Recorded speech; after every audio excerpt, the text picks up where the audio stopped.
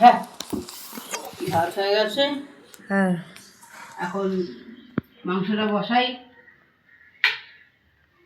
মাংসটা বসাচ্ছেন আর লাইট বন্ধ করে দিলেন কেন? আমি এই জিনিসটা দেখেছি, যখনই আমি কিছু কাজবাজ করি লাইটটাকে দেখি বন্ধ করে দেন, আর নিজের যখন কাজ চালু হয় তখন লাইট জ্বালিয়ে দেন, চারিদিকে পাখা চালিয়ে দেন কেন? আমি কি ভাড়া দিই না নাকি? ভাড়া দাও? আমি ভাড়া দিই না। কত টাকা ভাড়া দাও? হ্যাঁ, ইলেকট্রিক বিল কত টাকা দাও? আমি বাসন মেজে ভাড়া মিটিয়ে দিই। ও, কাজ করে? হ্যাঁ, কাজ করে মিটিয়ে দিই, পয়সা দিতে পারি না, কাজ করে মিটিয়ে দিই। কাজের লোক? আমি কাজের লোক। আচ্ছা, পুজো আসছে তো সেই কারণে। পুজো আসছে, আমি তো বললাম বোনাস দেবো, পুজোয় কাপড় দেবো, আবার কি চাই? এর বেশি কাজের লোককে দেয় না। না, আমি তো কেউ যদি দেয় জিজ্ঞেস করো। আমি আবার অন্যরকম কাজের লোক। অন্যরকম কাজের লোক। কিরকম কাজের লোক? আমি ঘরের কাজও করি, মনের কাজও করি, অনেক রকম কাজের লোক। এক্সপার্ট। কটা বাজে দেখেছেন তো? 10টা বাজতে যায়, এখনো মাংস হয়নি। মানে আপনার রান্না করতে করতে আজকে 3টে বাজে যাবে, রান্না করার পরে কাজ হয়ে গেছে 1টা 1:30টা বেশি হয়ে যাবে। বাড়ি চলে যেতে পারো। আরে চলে তো যাবো, আপনারই গরমে এতক্ষণ দাঁড়িয়ে দাঁড়িয়ে করবেন। তোমার তো চিন্তা করতে হবে না। হ্যাঁ, পচা জিনিসকে 1000বার মুছবেন, তো দেরি তো হবে। নিজের ছেলে মেয়ে চিন্তা করে না, তুমি কেন চিন্তা করবে? তোমার কোনো ঠেকা আছে?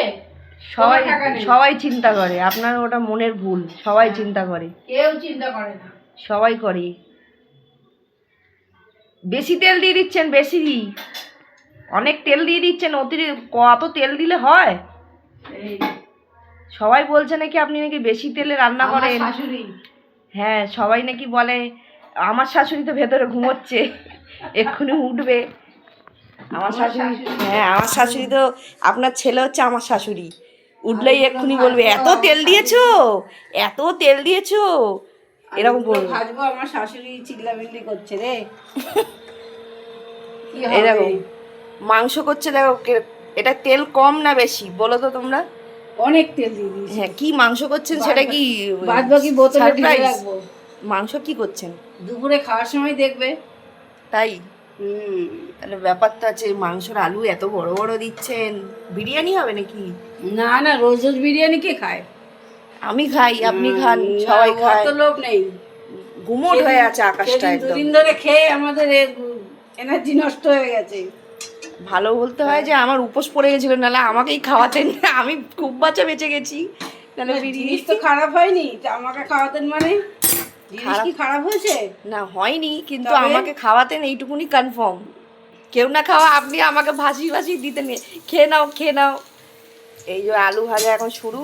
ভগবানই জানে মাংস এখন কোথায় রেখেছে, আমি পাচ্ছি না, ফ্রিজে রেখেছে হয়তো।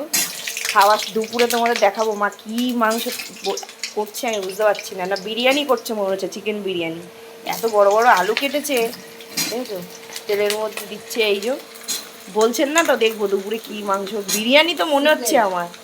রোজ বিরিয়ানি খাই না, রোজ বিরিয়ানি ভালো লাগে না। গাছ দিয়ে বিরিয়ানির গন্ধ বেরোবে। তো বেরো, স্নান করবো আবার। কি সাবান মাখি না নাকি? না আপনি মাখেন না? কোনটা? আমি মাখি না, গাছ দিয়ে বিরিয়ানির গন্ধ বেরোবে তারপরে। এই যে এখন মনে হচ্ছে বিরিয়ানি হবে। আমি নিজেও বুঝতে পারছি না রান্নাটা কি হতে চলেছে। আমি বুঝতে পারছি না এখন রান্না কি হতে চলেছে। তোমরা কেউ যদি জেনে থাকো যে কি আলুটা বড় বড় করে কেটেছে, আমি তো জানি আজকে মুরগির মাংসই হবে, তার মানে বিরিয়ানিই হবে, নাহলে এত বড় বড় আলু তো কাটে না। দেখা যাক কি হয়, সাসপেন্সে রইলাম। তোমরাও থাকো, কেউ জেনে থাকলে কমেন্ট করো। খাওয়ার সময় দেখবে।